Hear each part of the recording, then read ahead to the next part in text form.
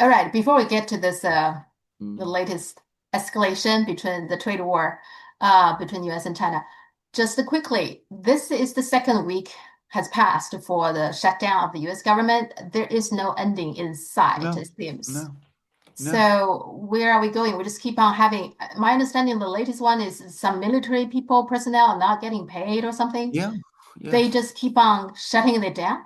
It, This is what I find absolutely extraordinary about this, because we have the president of the United States who continues to lead the United States and doesn't seem to be aware or care very much about the fact that he presides over a government that is progressively shutting down.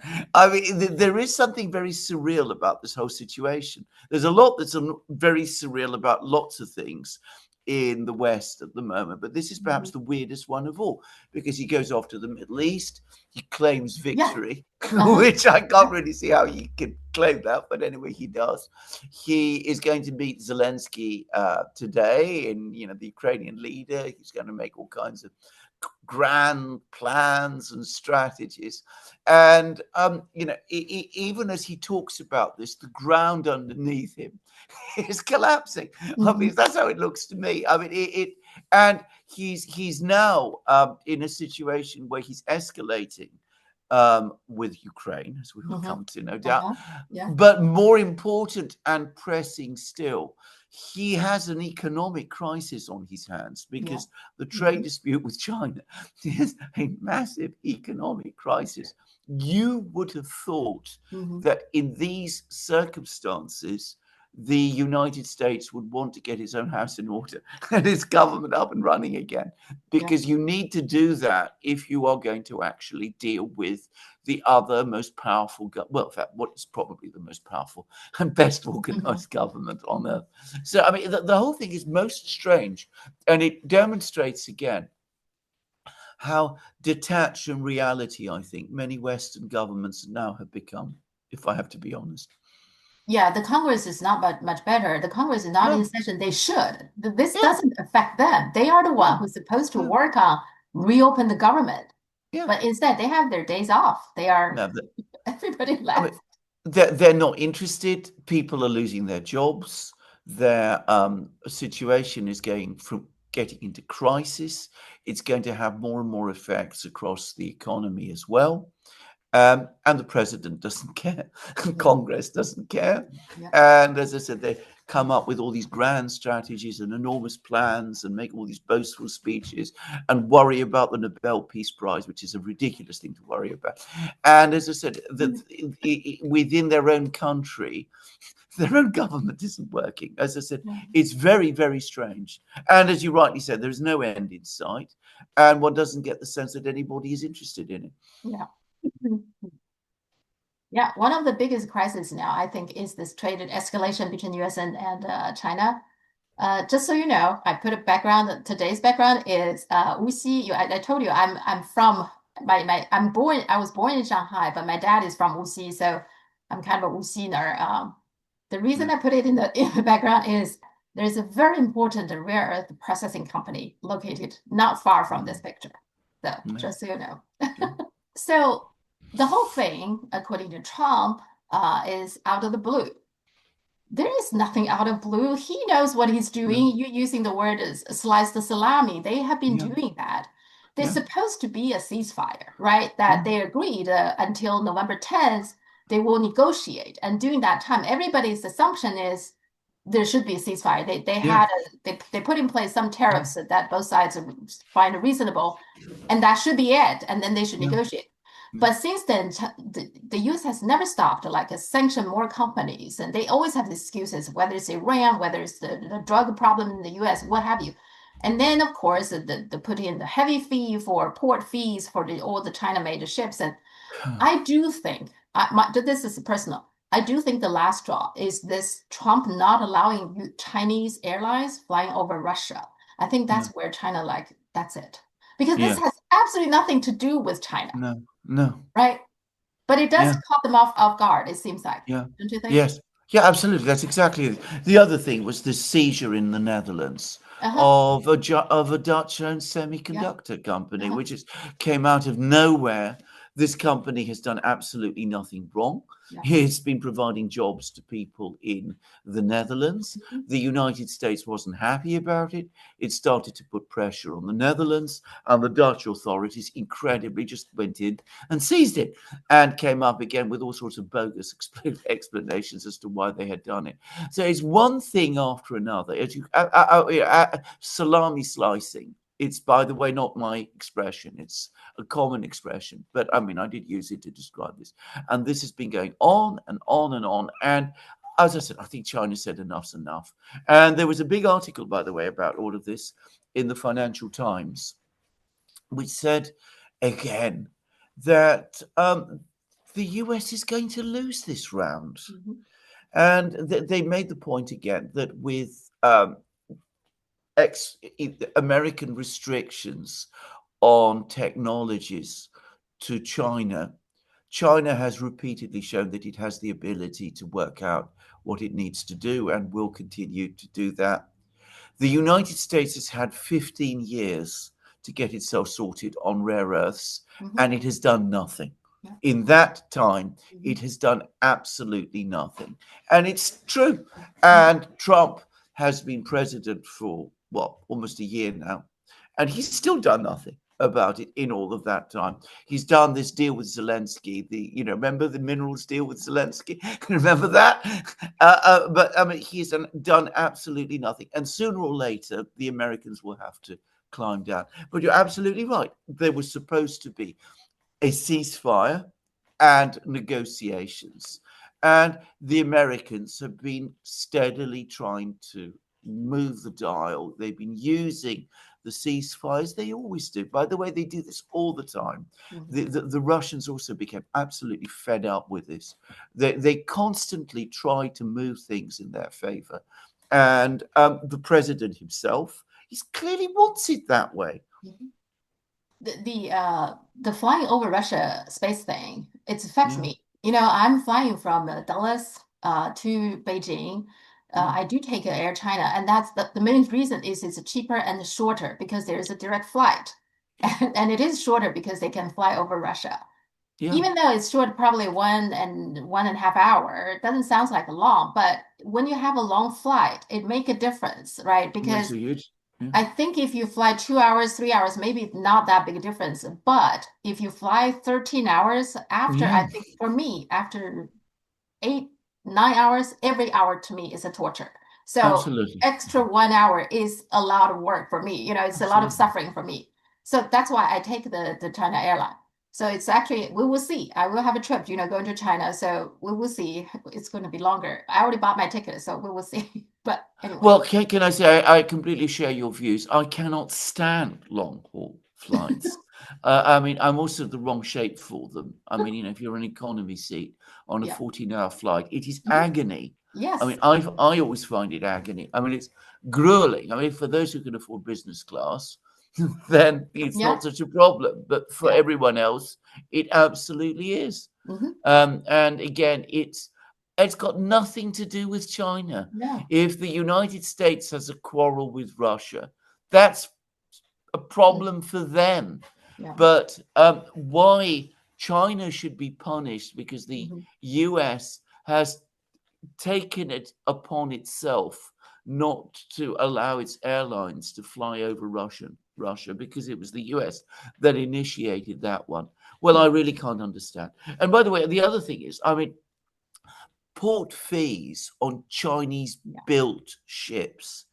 Not even Chinese ships, but Chinese-built ships.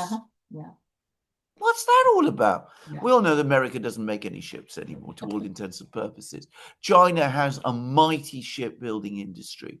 And so you're going to try and punish people around the world for buying ships that are made in China when really, to all intents and purposes now, there's very little choice. Everybody has to buy Chinese ships because the big shipbuilding works that used to happen in Japan, in South Korea, they've all basically dwindled away. It's incredible that the Americans do this, and they get outraged when China responds. I always say this: they never seem to wake up to the possibility that others might do to them Oh, yeah. what they Yeah. feel they have the right to Yeah. do to others. So they're furious about this. Mhm. And you get this extraordinary statement from Scott Bessent that China wants to drag the whole world down with it, which is ridiculous. I mean, but again, it shows you the sense of entitlement Mhm. that these people have. And well, I think we are heading in that direction because the United States cannot accept that China is this mighty industrial Mhm. power, and that China is getting richer, and the people of China. It's ultimately what this is all about: is stopping China from becoming stopping in its tracks China's economic and social progress, Yeah. which is a wicked thing, an Mhm. evil thing in Mhm. itself, and it's going to fail. It used to they will deny that. They will say, "Oh, this is not about national security. This is," but I don't think they deny that anymore. I No, think they, in terms of the port fee, they pretty much said we wanted to build our own, to weaken Chinese shipbuilding. They even yeah, said that. And with the airline flying, they said, well, there's a Chinese airline has a competitive advantage.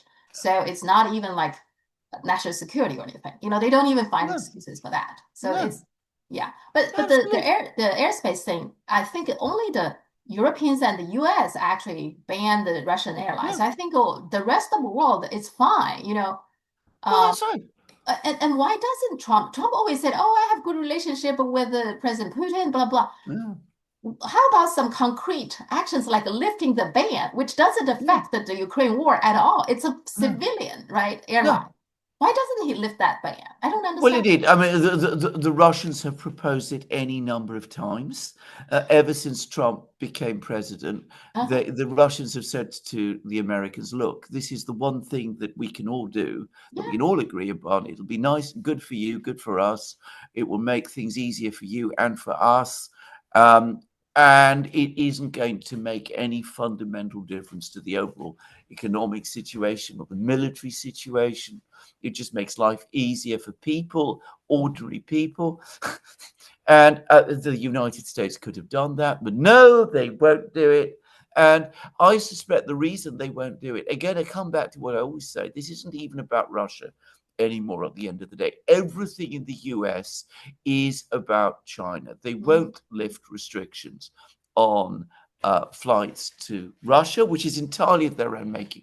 To yeah, repeat again, in when this was done back in February 2022, it was the Western powers that initiated it. It's the yeah, Western powers that banned mhm, flights to Russia, yeah, both American and European airlines flying to Russia. And this never involved anyone else. The rest of the world is perfectly happy to fly to Russia. mhm, The rest of the world, there's no reason not to yeah. want to fly to Russia. So they could reverse it. The Russians offered it. But no, they decide instead to extend this to China as well. So it does seem like it's more and more heading to a real confrontation. But Yes. regarding this, the Chinese reaction to this, I don't think that any of the Western media has reported accurately the ramification of this. What happened is this: there's a thing called the long arm jurisdiction that the U.S. has been doing that all the time. So when the U.S. banned the ASML and the TSMC from Mm, selling their equipment and products to China, the reason, U.S. reason is, okay, if you have any products, any parts from the United States or any technology from the United States, you cannot sell to China. mm, China flipped it back. China said, if you have anything in your parts that have over 0.1% of the rare earth coming from China, you need my permission. It's not a ban, okay? It's a permission. You need my permission, which essentially is saying, for example, TSMC. TSMC is the one who make all the chips. NVIDIA, Apple, Qualcomm, they don't make their chips. no. They design the chips. The chips are made in TSMC. So right now, China has the veto power saying you cannot sell them any chips. I know. essentially cut all the chips going to the United States. Now, China hasn't done so. China just saying, I need your permission. Mm. Okay. And the same thing with ASML, the Dutch company, because in their lithography machine, they are rare earth elements coming from, most definitely coming from China, most definitely more than 0.1%. Okay. I think that's where the real panic is. I think the Dutch government panicked, and certainly Trump panicked. Yeah, I don't think it has been discussed much in the Western media. They it just hasn't been. thought, okay, the rare earth coming from China is now under tight control. But no, it's more than that. They are controlling the end products as well. Yes, That's yes. what is going on right now. Well, indeed, which is, as you correctly said, exactly what the Americans always do. They always insist that if you use any part of their technology, you have to get their permission. And now again, it's been done to them, and they don't like it, and they get furious about it. I mean, Trump's response, his first post on Truth Social showed how completely shocked Yeah, the it was. Americans were. Uh-huh. And Scott Besson's comments also show how completely shocked Yes, they the were. Americans are. And you're absolutely right, because I've been reading articles in the media here Mhm. that over the course of the last year, 40% of American GDP growth is entirely based upon this speculative bubble on Yeah, AI. yeah, yeah. AI depends on chips, which, as you absolutely rightly say, are made basically by the company in Taiwan, or Mhm. the Taiwan-based company, and without those chips, there is no AI. Full stop. Yeah. You can design them, but without the actual production, you can't make them. And without the rare earths, you can't even make the lithography machines. Mm. So the whole thing comes to a complete stop. Now, again, it should never have come to this. No. China has never imposed up to now any restrictions on rare Mm. earths whatsoever. It's always been an extremely reliable supplier. Extremely, I mean, it has never been an issue. Mhm. I mean, people Mhm. have talked about it, but it has never, up to this time, been any sort of issue. It was the West that decided to initiate this trade war. They didn't think through the implications of it. Now they're facing it, and they don't really have an answer. And if they haven't been able to sort out uh, rare earth, not production, but refining of rare earths in 15 years, it's unlikely that they ever will. No, China hasn't banned I anything. know, But China I just know, said, you need to have my permission now. I know. But of course, the implication is I can stop at any time. Okay. Exactly, exactly. And that's where all the panics, I think, comes in. Yes. Like you said, it doesn't have to come to No, this point, no, right? no. The whole thing. And actually, China just released the latest exporting of its rare earth. It's actually slightly increased from last Yeah, month. that's So the right. civilian part is totally fine. Yeah, China also developed a very sophisticated tracking system as well. So yeah. it's anyway. So the civilian part, it is the military, and then the high tech sensitive part that is now China is have tightening the control. Mm. But we will see how it goes. And but one The thing, the language that is coming out from the United States is just unbelievable. yeah, I mean, there is a fear and loathing quality to some of the language that is just extraordinary. yeah, And this insane argument now about soybeans and cooking oil. I mean, it tells you how completely off. How they've completely lost control of themselves. I mean, the China produces its own soybeans. It's apparently, something that this is somehow done to hurt the United States. I mean, mhm, the United States, both saying tariffs on all the rest of the world, wants to increase its own production of things. But if China does the same with soybeans, yeah. this is somehow anti-American. I mean, and then what are we going to do? We're going to stop buying cooking oil from them. It's just, I mean, who are these people? What what playground have they escaped from? I mean, that's all I can say. I mean, it really is. The soybean actually, the Chinese government never banned the companies from buying the soybean from the United No, of States. course not. It's just the Brazilian ones, the Argentina ones are cheaper. It just Yeah, simply are cheaper. Now, they're because of cheaper. but that's because of the tariff, the counter tariff that China put into the US products, which again, the both sides agreed that Yeah, that's where we yes, stop our tariffs. yes, So I think it's 25% or something yeah, that for the US soybeans. But once you add that 25%, it's not attractive to compare to the yes, Brazilians and yes, the Argentinas. So it's a market thing. It's yes. not It's a it's not a pure ban. it's a pure market thing.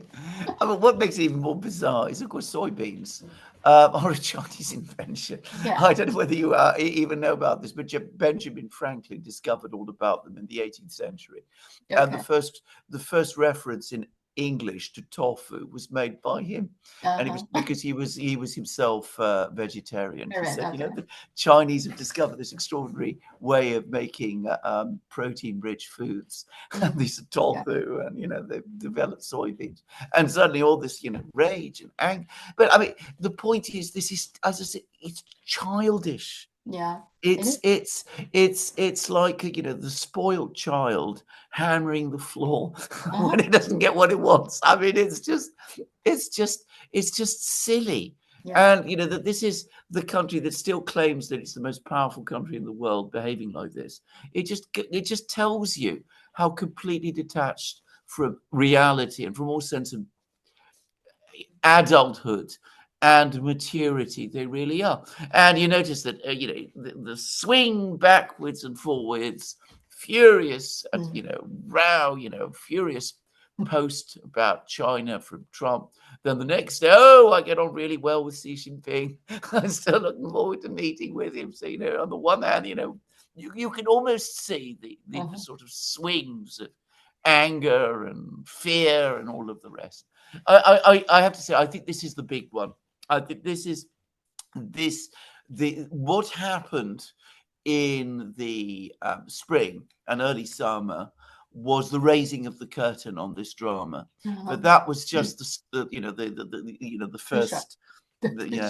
Now we are into the real business, because I think that China. My sense is that China has had enough.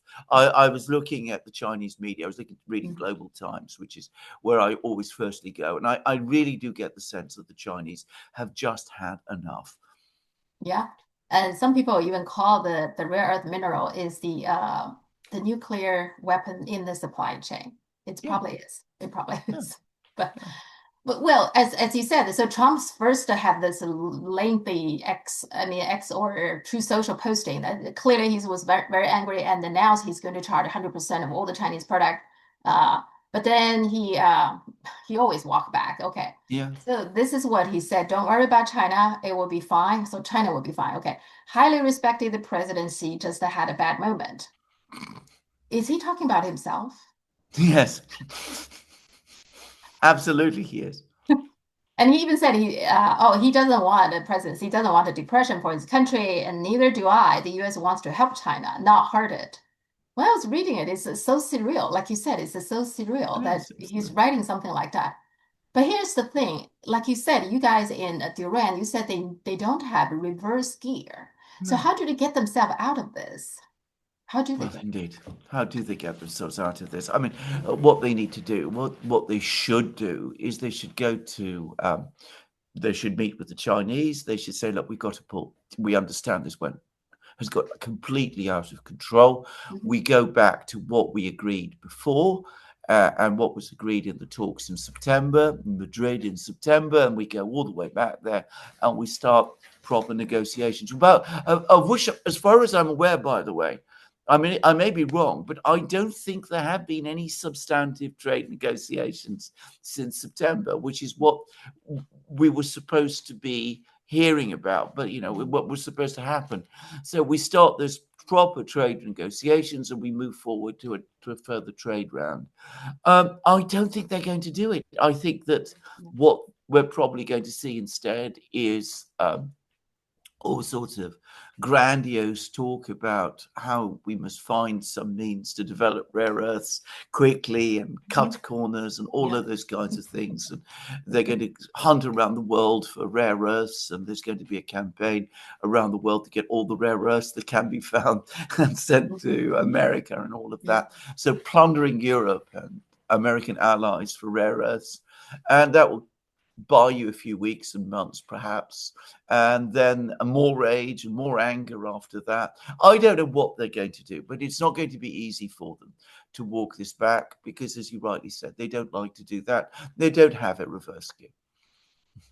So maybe if all these talk about the all over the world, they are signing up this deal or that deal for rare earths. We all know the problem is not the rare earth itself. The rare earth is not that rare. What's rare is the processing, the refining, the separation.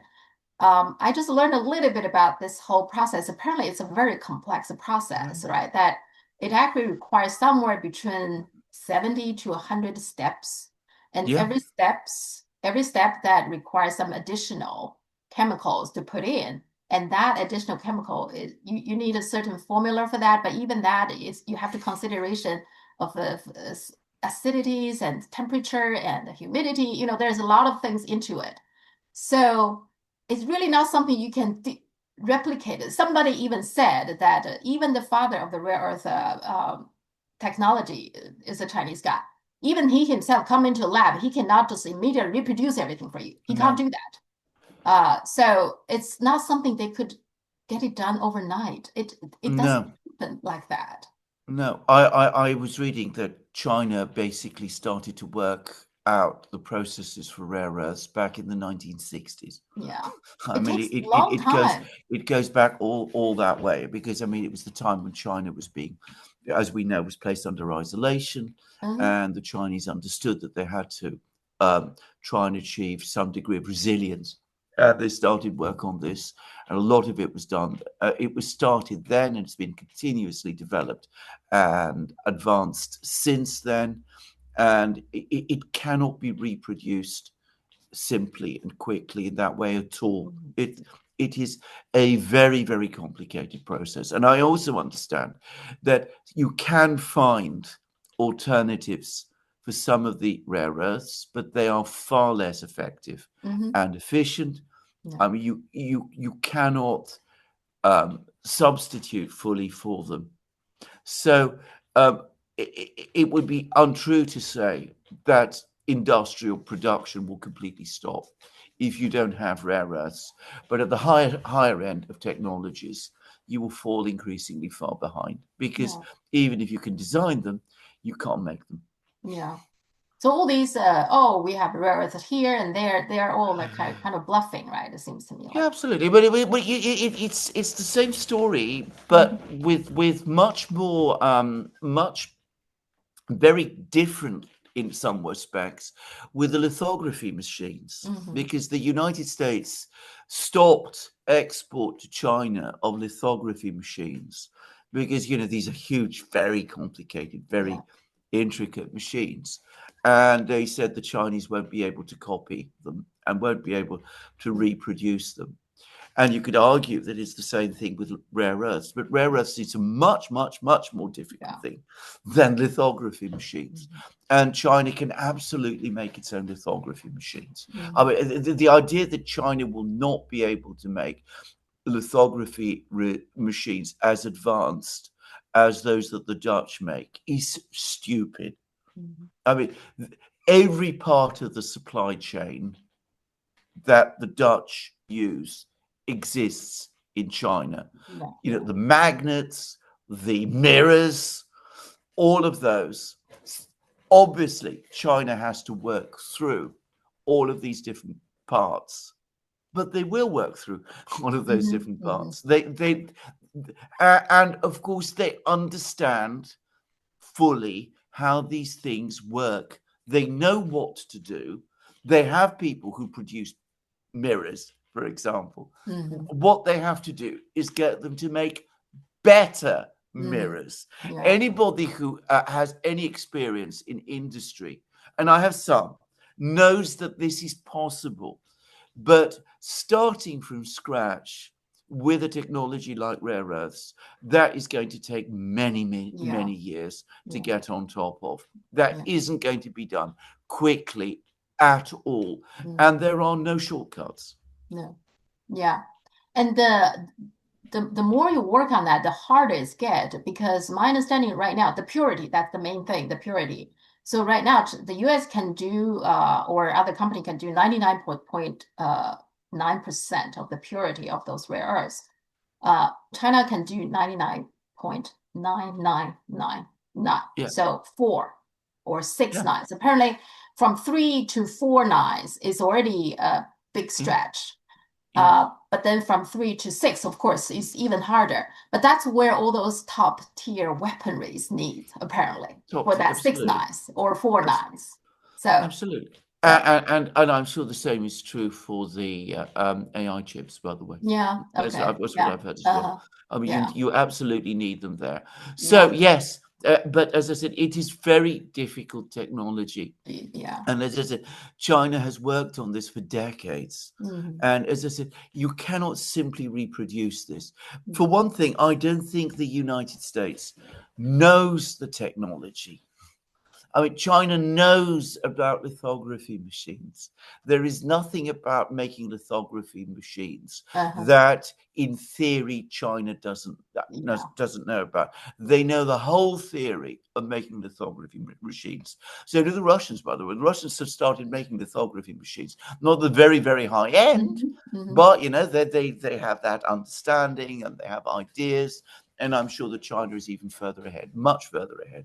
So they can do it. But the Chinese have the theory for how to make lithography machines. I understand that people in the West do not have the theory for mhm, how to process rare earths. You have to discover it. mhm, yeah, yeah. And like I said, it's probably easier if you want the purity from, let's say, 90% to 99. Maybe it's relatively easier. But from 99.9 to another, 99.99, it's very hard, right? Very, very difficult. Yeah, Yeah, the exactly. things are like that, right? That Exactly. from the low end, you improve to a certain level, it seems easier relative to, Exactly. to even, Yeah, yeah. Anyway, exactly. now, this remarkable incident that the Dutch government seized Yeah. Nexperia, the Chinese-owned company. First of all, the Dutch needs to understand right now, Netherlands has about 27 billion assets in China, Yeah. and they exporting 21 billion annually to China. They Yeah. also have 1,000 subsidiaries, Dutch company subsidiaries located in China. So China can do a lot of harm to the Netherlands. They need to understand that. Mm. Uh, my interpretation, my guess, and some other social media people analysis is that because of what we said, this is secondary or long arm jurisdiction, that ASML is now whatever ASML is going to sell, which is a huge percent of this business is selling overseas. So now China is essentially seized control of that. Okay, Yeah. that got the Dutch government into panic. Yeah. Now, of course, the US has been pressuring the Dutch for a long time, a lot of pressure on that. So that's very much part of it. But also this latest thing, the escalation that affected ASML in the direct way, probably got them into a panic mode. Now, the Europeans sometimes, not sometimes, many times, when they in the panic mode, they have the tendency to make things worse, right? They are not solving the problem, they make it worse. Do you think that's part of it? Oh, absolutely. I mean, I've had to deal with panic situations many times. As you know, I was duty solicitor Mm-hmm. at the High Court, and one of the reasons I was able to be there for 12 years was precisely because I never panicked. So Uh-huh. I always know, and I could always see signs of panic. And the thing about decisions made in panic is that they're always bad decisions. They invariably are.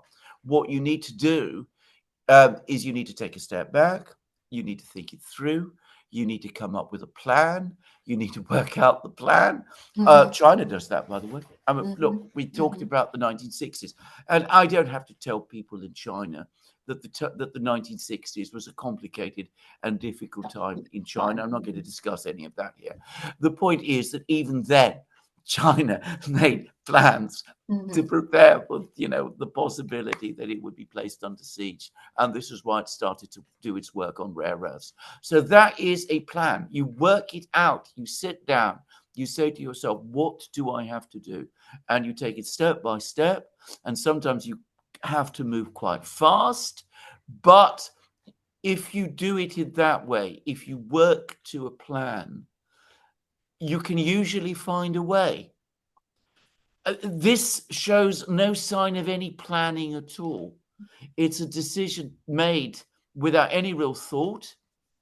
It throws away um, fundamental legal principles. I mean, it's all done without any proper recourse to law, with, in fact, deeply abusive of law. Hmm. Hmm. And it's all done, obviously, because demands and pressures from the Americans have become overbearing, and you are scared. What is going to happen is that in 10 years' time, TMSL will not exist.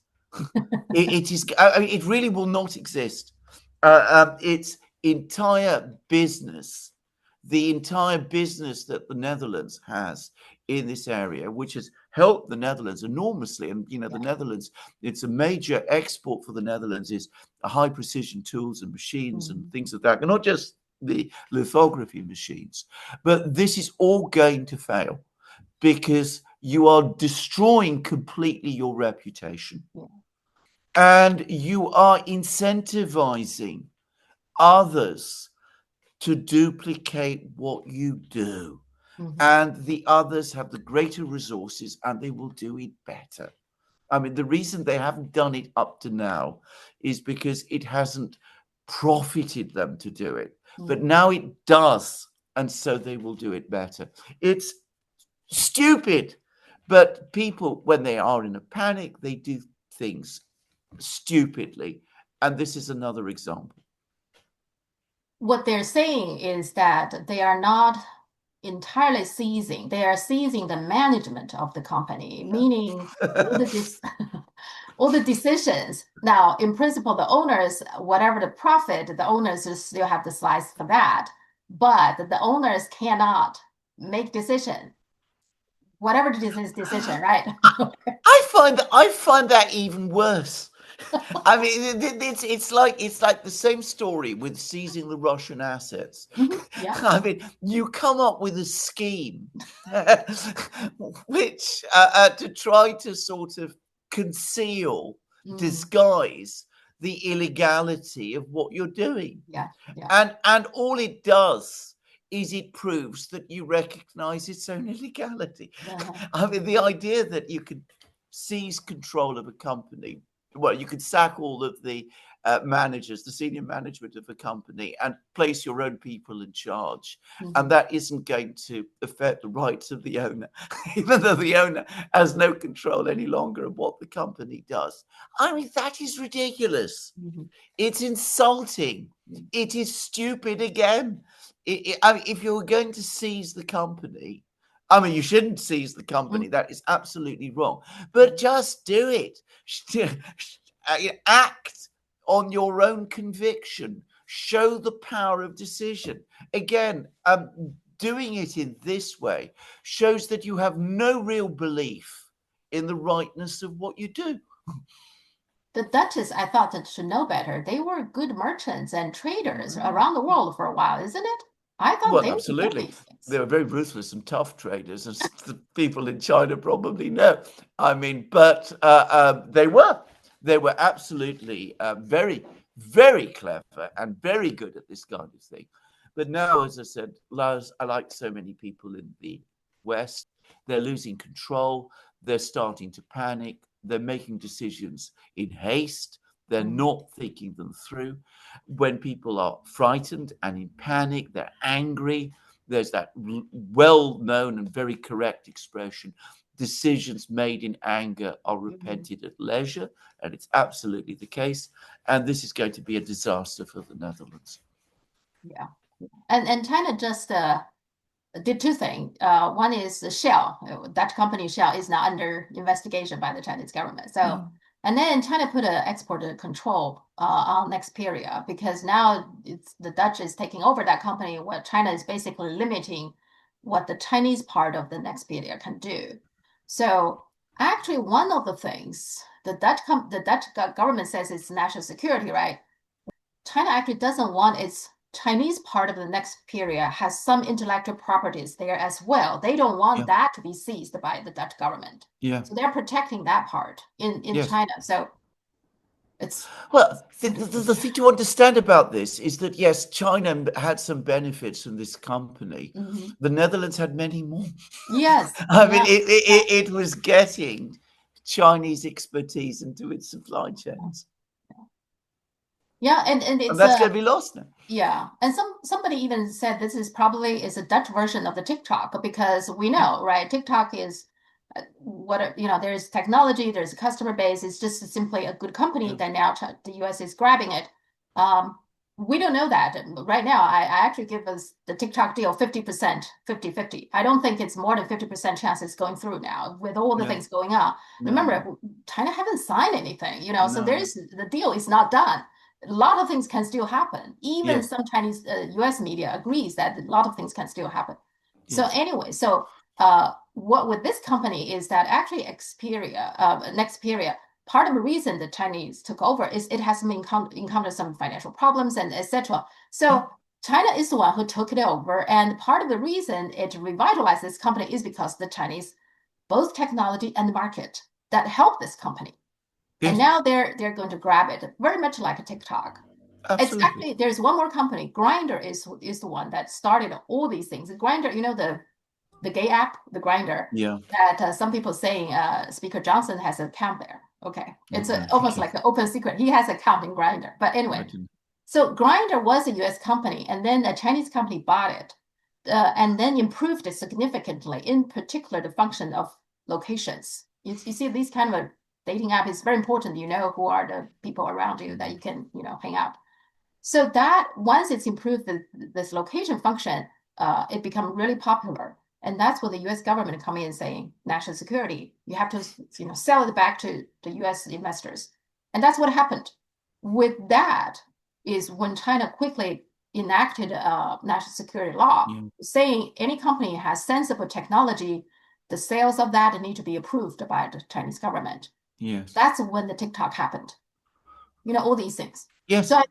I think that what China does right now with the Nexperia is almost like for that reason as well as more than anything else. It's like okay, our parts of the companies you cannot exporting anything. It's a ban on Yeah. because you don't know what they're exporting, right? It could be sensible technology and products and stuff like that. So we will see what happens. That is exactly right, and it makes complete sense because Hmm. if you're going to be exposed to this predatory stealing of your Yeah, companies, yeah, then hmm, you want to at least protect your intellectual property rights. yeah, Can I just say something here? I mean, one of the most frustrating things over the last 30 years is this constant story about China stealing intellectual property right. By the way, I ought to say I was never an intellectual property lawyer, but I hmm, had a lot of dealings with intellectual property matters extending back to the 1980s, hmm, and I never came across any issue with China there. I mean, and bear in mind, I worked in London, where had there been problems with Chinese thefts of intellectual property, I am confident that I would have come across it. But anyway, put all that aside. hmm, Who is really setting out to steal things? yeah, yeah, who is actually doing that now? hmm, yeah.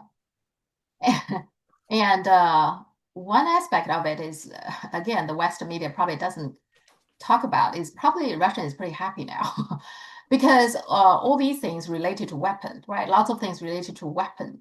Yeah, And the latest one, there's another thing that not people pay attention is actually China also put some control on diamond. Now, diamond is also very important. It's important for some weapons, but also precision instruments who are yeah, helping to make weapons. And there is a Russian media that actually pointed out is saying something like, finally, we have been waiting for you to do something about diamond, So I don't know exactly what's the yeah, story there, but it sounds to me like because Russia needs some rare earth mineral. I'm pretty sure they will get it. But Well, I read the Russian media. They're all over this story, by the way. And I may as well say, I mean, they're saying to themselves, what is, and I don't think there's, I mean, there's no secret about this. The Russians are mhm, saying that what they are likely to get from this time going forward is much more Chinese investment yeah. because since it is becoming difficult for China to establish businesses in Western countries, Hmm. Russia does have a lot of technologies. Yeah. It is, Uh-huh. by the world's a leading producer of diamonds. It is very Hmm. strong in nuclear power engineering. It is advanced in aircraft engine technology, in gas turbines, and all of those things. So now, finally, the Chinese are starting to see, well, these are the reliable partners. They're the people who've got things to offer. I mean, they are watching all of this Hmm. with great interest. And you're absolutely right. They say to Hmm. themselves, well, if the Americans are going to have problems getting, Chinese expertise into their weapons production chain, well, that is entirely good for us. I mean, we don't have those problems. We don't have any problems sourcing our rare earths from China. Of course not. By the No. way, you may be interested to know the Russians want to establish co-production with China Uh-huh. in Russia Uh-huh. for Russian rare earths. Yeah. They say we have all these enormous deposits. Uh-huh. We can refine them up to a certain point, but we Yeah. want to refine them further. So why don't you all come in Yeah. and we can do it together? Just to say, Yeah.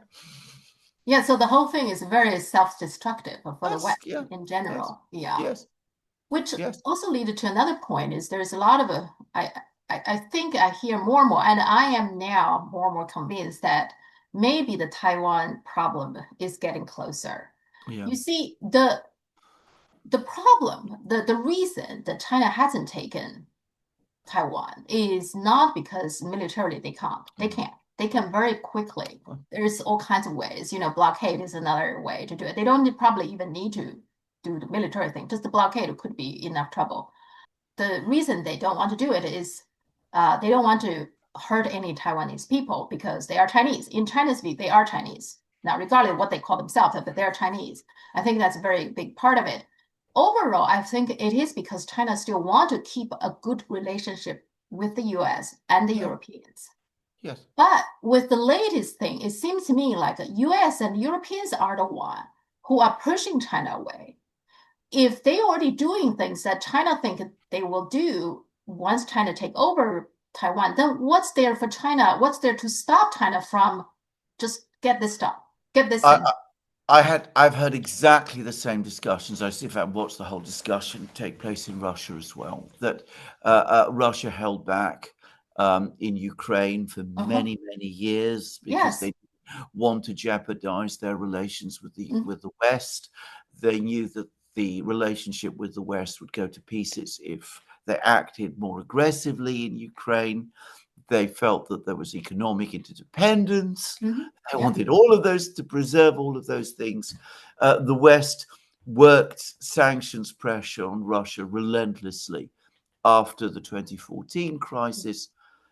And the eventual moment came when the Russians said, enough's enough. We've got to Yeah. just, Yeah. we're not gaining anything by being restrained. On the contrary, we're seeing Ukraine being rearmed and built up in order to fight us.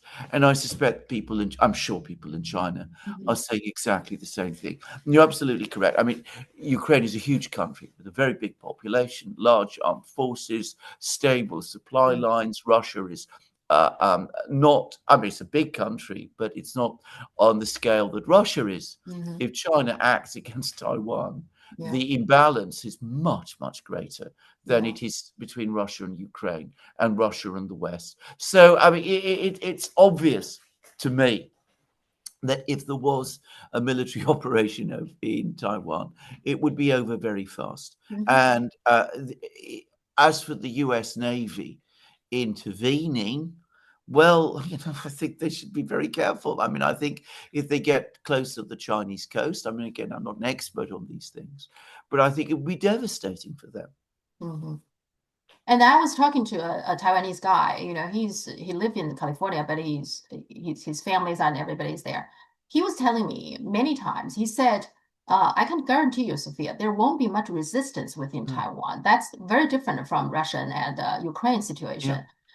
The people in mostly the politicians claim, we want independence. These are all very corrupted officials. Yeah. They like to keep the status quo because they could corrupt. They don't want, those are the, very few, very small percentage of the Taiwanese people, the top politicians. They want to keep it status quo Yeah. because they could, for example, when they buy weapons from the Mm. United States, they themselves got a cut. All right, they want that. So Yeah. once it's unified, you can no longer have that.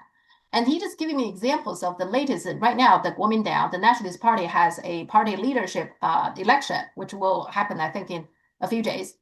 And Mm. he said that election normally should be pretty straightforward election. But now even that election is corrupted in the sense that they are open bidding. You do put bet on who is winning the leader. Yeah. So the election becomes some kind of I Yeah. don't know, a clown show that people are betting money on. Oh, who Yeah. the women can win or the man can win. You cannot say this is a serious country when you have election basically openly, legal, I guess legally, allow people to bet on who the winner is. So Exactly. he just gave me that example. He said as soon as China, the Chinese government declared that, okay, we're going to take action now. He said immediately, majority of the people will put their Chinese flag immediately up. So Well, I mean, it's important to remember that Taiwan is part of China. yes, It says yes, so yeah, itself. yeah, Why would people in Taiwan resist the army of the yeah, country to which they belong? I mean, that is an immediate difference between Taiwan and Ukraine, because Ukraine was recognized by Russia as an independent country, and it was hmm, always there was no question about its independence. Taiwan is not yeah, an independent country. Its own government says so. yeah, As I always say, by the way, I've said this to a number of people in Britain, by the way, and I always get uh, astonished stares. If they really insist that they're an independent country, why don't they return all the treasures of the Palace Museum? yeah, I mean, we know that Chiang Kai-shek stole them all from Beijing uh-huh, and brought them to Taipei, and they're there. Well, but there's never been. I mean, it's even called the Palace Museum. So return it. I mean, but no, of course mhm, not. I mean, they want to have their cake and eat it as well, as we say in Britain. They want to pretend that they're independent, even though at the same time they don't really want to say that they're independent. I don't think there'll be much resistance in Taiwan. I think people there are far too um, uh, far too well educated and well informed about the realities to put up that kind of resistance. There will be some people who are very fanatical and very indoctrinated, and they might put up some resistance, but I don't think that there will be enough to take on the Chinese army. Just yeah, to say, yeah. Yes, that's pretty much the consensus. It's really the yeah, corrupted, yes, uh, politicians, and even for those corrupted politicians, they all have like a Western country's passport. yeah, They will yeah, run fast. exactly, exactly. But they are corrupted, so they make a lot of money, and they have overseas account, and their families, children are probably overseas already, and stuff like that. Just like Zelensky. And it's an island Yeah, surrounded by seas, which uh-huh, China is going to dominate. I mean, yeah, that's the other difference with Ukraine. Ukraine has stable supply links yeah. to the West. Taiwan doesn't. No, no, yeah, yeah. And then one more thing is I don't know if you noticed lots of there's a lot of talking about this rare earth thing, and then you the best part is always the comment section. So lots of the comment section people are saying China should get the Nobel Peace Prize because all these rare earth control, tightening the control, at least slow down the weapon production. That's good for peace. Well, after all, they granted the Nobel Peace Prize to the European Union. Okay. Not quite unclear to me why. Hmm. So why not? Why not? If you're going to do that, you can Uh-huh. grant it to a whole country. You can might as well grant it to Yeah. China. I Yeah. mean, it seems to me it's perfectly sensible. I mean, what war has China fought in Hmm. the recent decades? Yeah. None. I mean, you have to go back to the border war between China and Vietnam in 1979, Hmm. and that in that war, by the way, China was supported by the United States. States. Yeah. So I mean, Uh-huh. this is a most unaggressive country. I mean, all of the other great powers, China, India, Russia, Hmm. the United States, they've all fought wars. China hasn't fought any. Yeah. Speaking of Nobel Peace Prize, what this the winner, it's almost like a, I don't know, it's a joke because she in the past at least it pretends okay this is for peace, but now it's openly giving to somebody, Maria Corina Machado. Yeah, She actually openly invite Israel to invade her country, yeah, Venezuela. yeah, So we are giving to somebody who want to have a war now yeah, instead of, yes. we don't even And pretend. This is a joke, isn't it? and who backed a military coup against Hugo Chavez, who was, of course, the elected and democratically, constitutionally elected president of Venezuela, and signed one of the decrees that was issued in the period when Chavez was under arrest, setting up some kind of government, and which has led violent protests against the government of Venezuela and done all of these things. Again, it is surreal, and again, it shows the extent to which the Nobel Prize is a completely corrupted institution, which Hmm. I mean, it's been like that For a long time. throughout my lifetime, to be Uh, honest. But I mean, with this particular award, all pretense has fallen away. Somebody pointed out that Barack Obama at one point in 2015 bombed a hospital in Afghanistan, and that hospital was run by Doctors Without Borders, which is Nobel Peace Prize winner. Yeah. So Barack Obama is the only Nobel Peace Prize winner bombed another Nobel Peace Prize winner. Well, there Just you so go. just say. Well, there you go. Yeah. Yeah. I mean, there you go. I mean, I think the whole thing should be abolished. I think that Yeah. it's, Alfred Nobel, by the way, was an interesting man with Hmm. very interesting past, Hmm. but I can't imagine that he would have any patience with the way in which the prize that he set Yeah. up is Yeah. being misused today. It's the same, by the way, with science. I Yeah. mean, Mhm. notice how it's Westerners who always get the prize. Yeah. China today Yeah. is a scientific colossus. But do we ever hear about Chinese scientists getting prizes? Absolutely. The Nobel Prize for Economics, which isn't actually technically part of the Nobel No, it's Prize, not. but Yeah. it's related to it. China has been the most economically successful country on Mhm. planet Earth over the last 30, 40 years, as a single Chinese economist being even considered for the Nobel Peace Yeah. Economics Prize or the Economics Prize. No. And speaking of Obama, Obama recently posted on X because he's, I guess, congratulate the so-called peace deal. Okay, we'll talk about that. He said after 2 years of unimaginable loss and suffering for Israeli families and the people of Gaza, we should all be encouraged, blah, blah. Now, that sentence got lots of people unhappy because he's using Israeli families and the people of Gaza. People of Yeah, Gaza also have yeah, families, yeah. I'm sorry. right? So, Awful language. Completely typical of Obama, by the way. I mean, one of the most manipulative yeah. politicians that I have ever known, Hmm. who uses language as the most manipulative way. And this is just another example. So Israeli people have families, Yeah. Gazan people don't, So, apparently. yeah. So many people pointing, Mm, point that out. But in terms of the peace, it's a very fragile peace, right? Because the killing is not stopping, no, and the Israelis.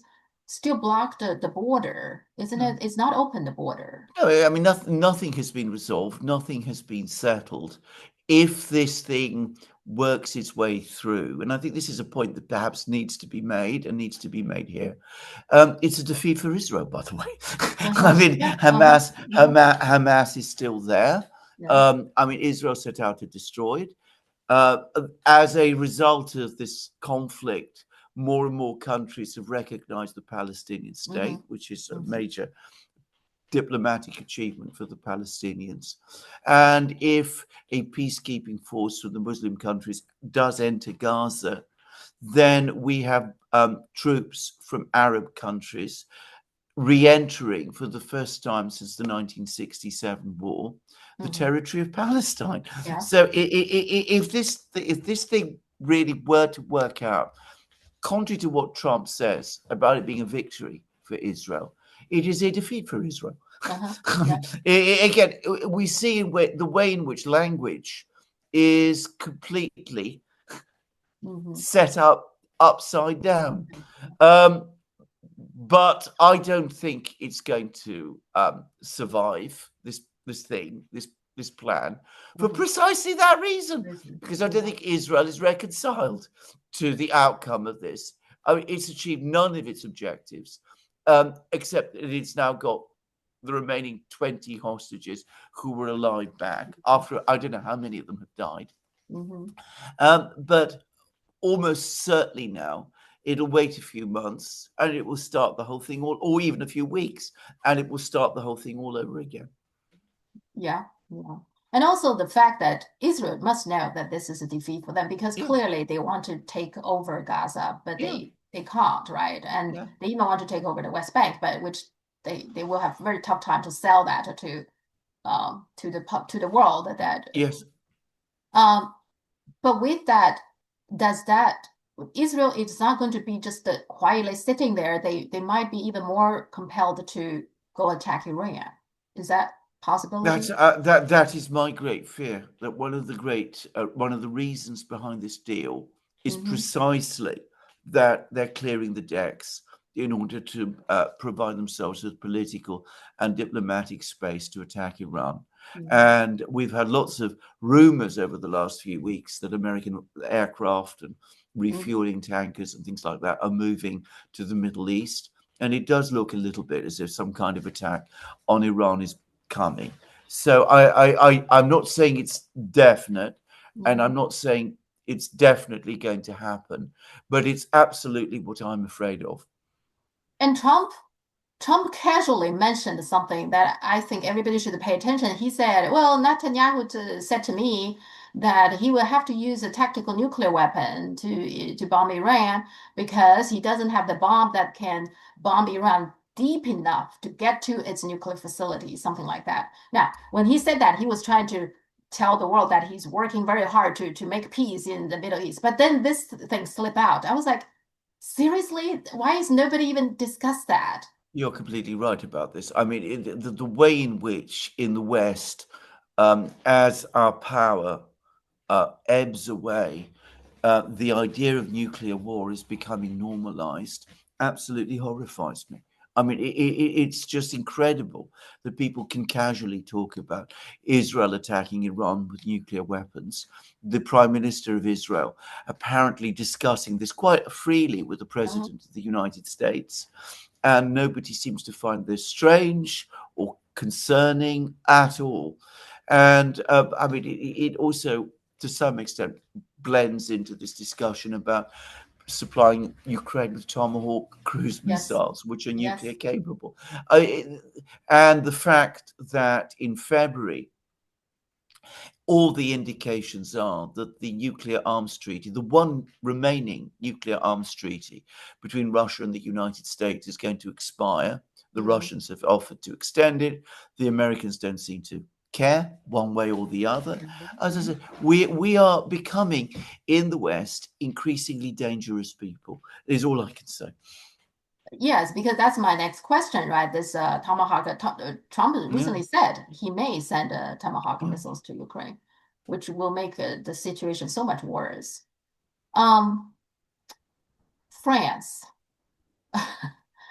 Um, so he reappointed the Yeah. new they got a new prime minister, which is the old prime minister.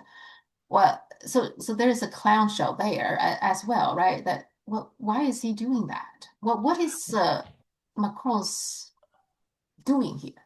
Well, I think more and more people in France are asking that question. I mean, I understand that his popularity is collapsing in France. I believe it's now below 10%. And I mean, even his political allies are now asking, what is he doing? What is his plan? And why is he even still president, given that he can't govern? Um, it, the reason Macron is doing this is because he wants to retain control. If he uh, proposes a prime minister from the center left, which is what people have been suggesting, Mhm, then it's just possible that that prime minister might be able to get a majority in the French National Assembly. mhm.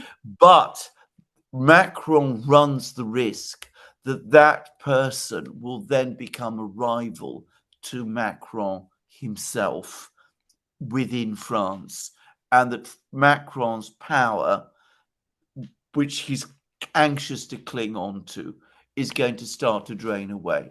So he refuses to do it. He continues to appoint prime ministers from an ever shrinking circle of people who are loyal to himself, because he doesn't want to surrender control. And the result is that he is leading France, and by the way, ultimately Europe, into crisis. So he just want to have a weak prime Yeah, minister. yeah, that's right. That's his whole purpose. That's But right. but then that lead to very unstable situation for the parliament, right? Because this person is weak, doesn't have this enough support in the parliament. Then this person that explains part of the reason that there's a frequent change of a prime minister in France. That's not sustainable either for him, doesn't it?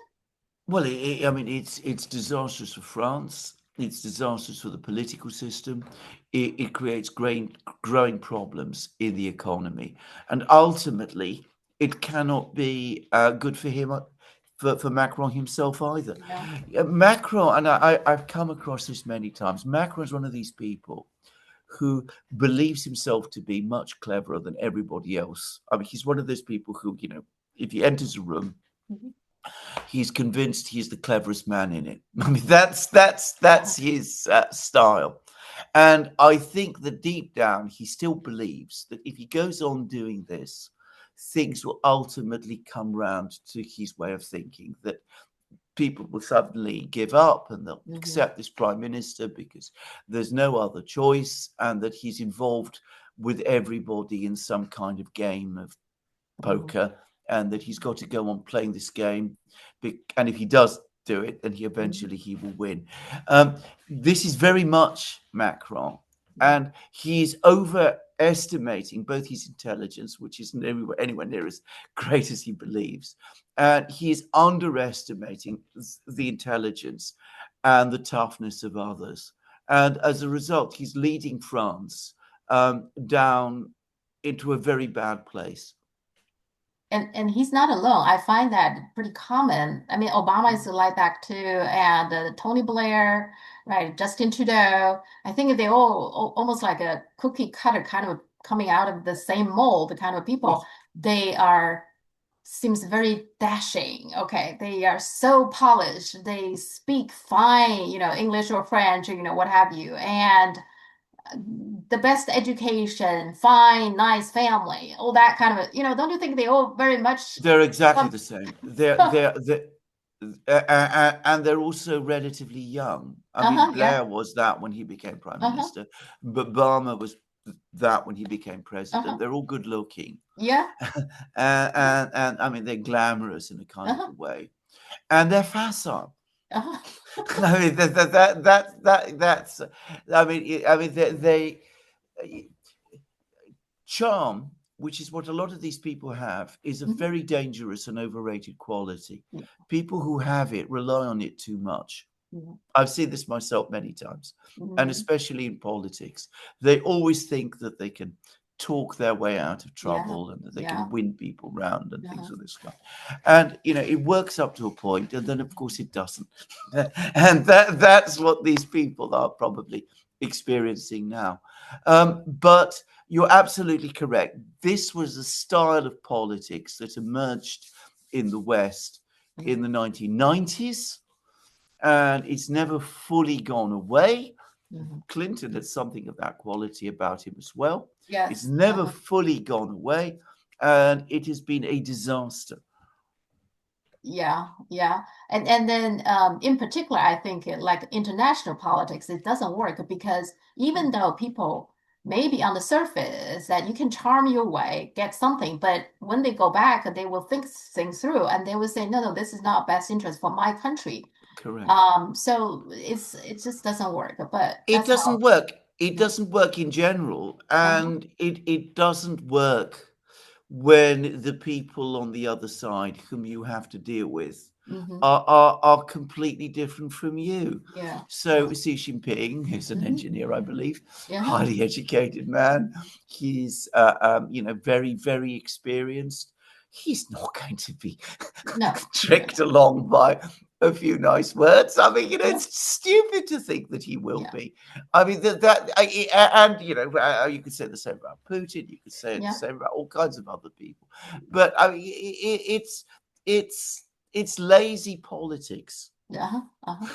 Yeah. And I mean, I don't know, but I've followed Xi Jinping. I mean, I suspect this is a man who works very hard.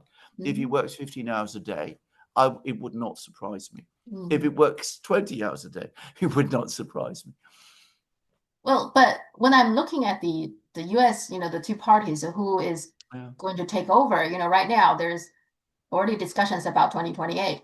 But they probably are still going to coming from, I think Vance probably is also a little bit from that mold, and Mm. maybe the governor of California, Newsom. Newsom. Yeah, don't you think they're a little bit like that kind of Yeah. too? That good Yes. looking and relatively young and okay, but I don't. Absolutely. I mean, exactly. I mean, these are not bad things, bad qualities, but they are dangerous ones. Because, Uh-huh, by the way, Greeks understand this very, very well. uh-huh, The word charisma is Greek, uh-huh. and Greeks are very suspicious of it. Yeah, yeah, I mean, charisma is a divine gift, which people have a habit of misusing. Greek yeah. tragedy is full of people like that. Uh-huh. It's a good quality to have for a political leader to be Yeah. charismatic, but it's far from enough. You need to have a whole No. bunch of other things. Well, most successful political leaders in the last 100, 200 years have not been charismatic in that Uh-huh. way. Yeah. We once spoke about Mao Zedong. Mao Uh-huh. Zedong, it was pointed out to me that he spoke very rarely. Hmm. I mean, he Yeah. was not Yeah. somebody who did much speaking. No. He wrote a lot. Hmm. Yeah. Yes. He Yes. was a Mhm. brilliant calligrapher, Uh-huh. Yeah. but he didn't rely on charisma in this kind Yeah. of way. And FDR is not either. I mean, he's No. yeah, he's on Well, wheelchair, and he was in a wheelchair. yeah, exactly. So that's why people are saying in today's environment that he will never Yeah. become president. No, absolutely. No. Yeah, yeah. Okay. We will see then. Yeah. All right, I'll let you go. I mean, this topic we can keep on talking forever. So Absolutely. interesting. So thank you so Indeed. much. And we will see where we go with the trade war, because Yes. I suspect we're going to have a very wild ride over the Yeah. next 2 months at least. Okay, we'll speak next week. Looking forward to it. And I've Yeah. learned an awful lot, by the way, from this program, Great. for which I'm really grateful. Thanks. Okay. Thanks, Sophie. Thank you so Right. much. Right. Bye. Bye.